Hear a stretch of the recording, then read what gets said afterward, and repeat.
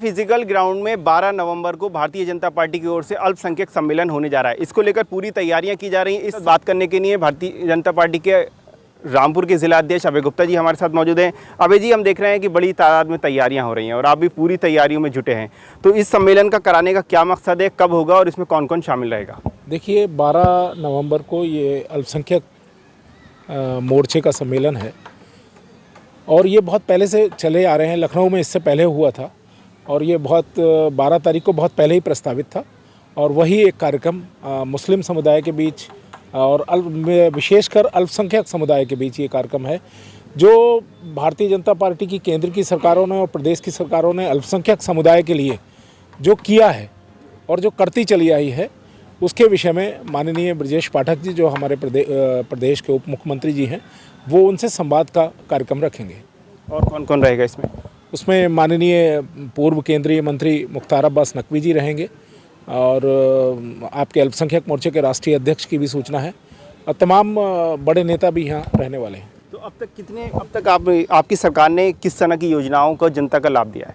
देखिए, सरकार ने बिना किसी भेदभाव के जो भी योजना बनी हो, देश का गरीब उसको आवास देने का काम हो, देश का गरीब उसको घर में बिजली देने का काम हो, देश का गरीब चाहे उसके घर में आपको आयुष्मान कार्ड देने का काम हो, उज्ज्वला योजना के तहत गैस का कनेक्शन देने का काम हो, उसके घर में बच्चा हो तो उसके बच्चे के लिए, उसकी बिटिया के लिए पढ़ाई के लिए मुआवजा देने का, या उसको वो पढ़ सके ताकि एक गरीब बच्चा एक अमीर आदमी की तरह बच्चे की तरह वो पढ़ाई कर सके। इस तरह की सारी योजनाएं केंद्र सरकार और प्रदेश सरकार ने बिना किसी भेदभाव के किया है।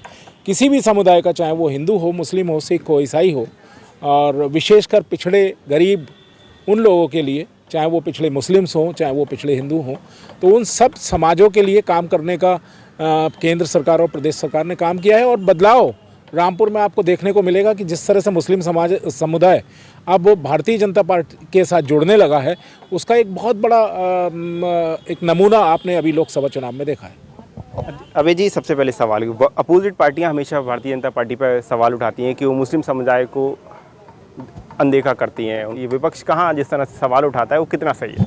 देखिए, सब चीज़ें आपके सामने हैं।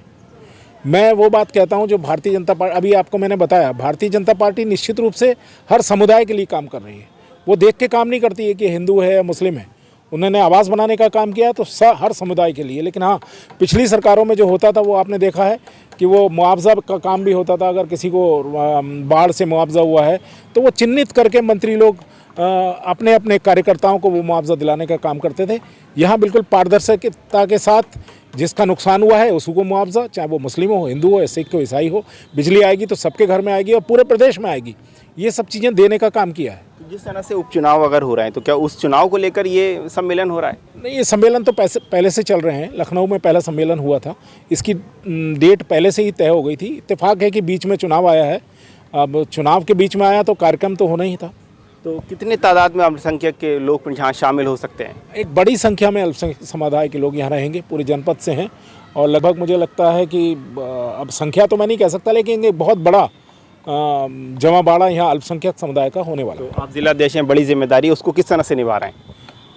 अब मेरे को तो पूरा ऑर्गेनाइजेशन करना है। बाकी चीज़ें तो कल जब कार्यक्रम होगा इसके बाद आपको स्वतः लगेंगी जिलाध्यक्ष ने क्या किया और सब लोगों ने क्या किया। तो ये हमारे साथ जिलाध्यक्ष अभय गुप्ता जी मौजूद थे। उन्होंने कहा कि 12 नवंबर को फिजिकल ग्राउंड में अल्पसंख्यक सम्मेलन होने जा रहा है भारतीय जनता पार्टी की ओर से। रामपुर से जिशान।